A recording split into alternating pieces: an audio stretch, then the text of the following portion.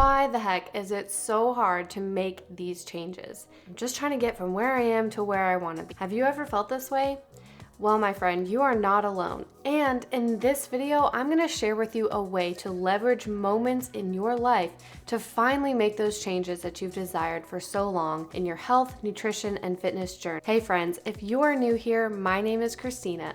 I'm a nutrition coach and I help people quit dieting forever through eating skills, mindset, and behavior change while keeping plenty of fun in life.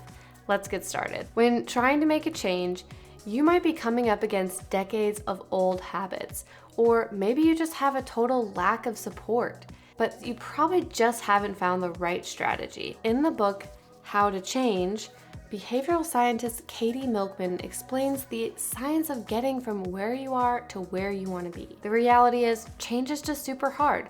So one of my goals as a nutrition coach is to leverage ways to make it unhard for me and my clients. In this book, Milkman and her colleagues study a phenomenon called the fresh start effect.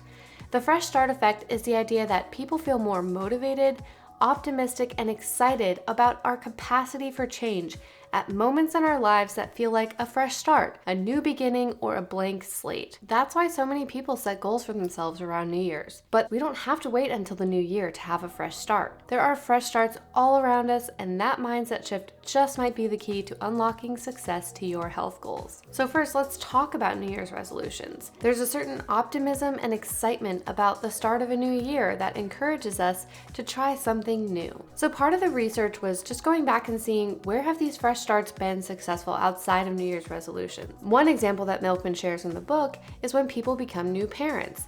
In the 90s, the National Institute of Child Health and Human Development encouraged parents to have their infants sleep on their backs. This was known as the Back to Sleep campaign or the Safe to Sleep campaign. For many, if they were becoming a new parent, it was a blank slate to say, we're gonna make this habit we do with our infant, and this reduced the amount of sudden infant deaths in the country drastically.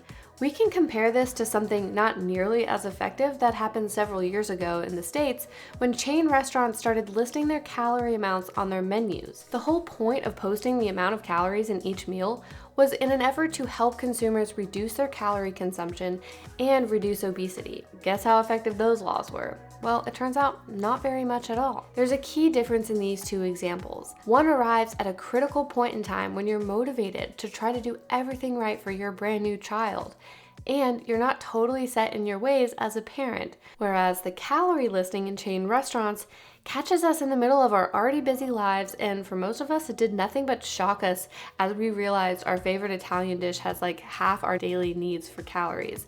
Except those of you who are lifelong calorie counters who are in fact not shocked at all. By the way, if you want tips on how to stop calorie counting, check out this video here. So what these two studies show us is that we have a huge advantage to change our behavior if we just begin with a blank slate, with no old habits working against you, or just not being set in your ways. The problem for people is that most of us have a lot of old habits working against us.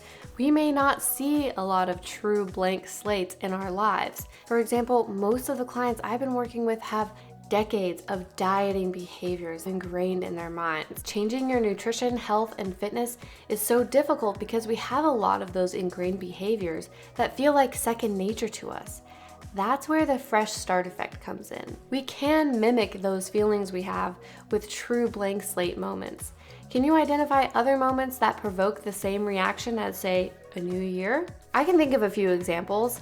How about after reaching a milestone age, or even just yearly on your birthday when you had time to reflect about what's important to you? For some people, it's at the end of a new school year or work term, after a breakup, after a new relationship begins, a big move, a career change, a significant health diagnosis of you or a loved one, the beginning of a new month, a change in season, or even just on your typical Monday.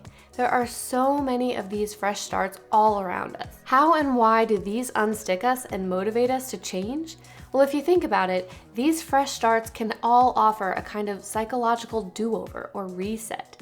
You feel a bit distanced from past failures. You feel like a different person, like someone who has a reason to feel optimistic about the future. One of the biggest obstacles to initiating a new goal that I talk about with clients all the time when they're trying to make changes is this self-limiting belief that, well, I've failed before, I'll probably fail again. But something to remember is that failure is one of our best teachers. If we take failure as a lesson to never try again, it will be difficult to make changes. But if we can reflect and look back at our failures with curiosity, we can find what part of the process went wrong and try again. We have the potential to reshape our environment, to disrupt old ways of thinking and routines that aren't serving us anymore. We can use these opportunities to zoom out and reevaluate what matters most to us and think bigger picture about your life. Fresh starts can make the thought of behavior change more appealing. I can't tell you how many clients have started working with me after some kind of health diagnosis that felt like a wake-up call, or those who just retired from a long-standing career and felt like they had more time to devote to themselves, or those who ended a relationship and were ready to make some changes to their health. So many of my clients have initiated working together after a fresh start. I can also think of so many different chapters in my own life that have brought on new changes with them. What about you? I want you to do a thought experiment with me for a moment. Is there some kind of change in your behavior you've been wanting to make, but you aren't feeling very motivated, or you're worried you will just fail again?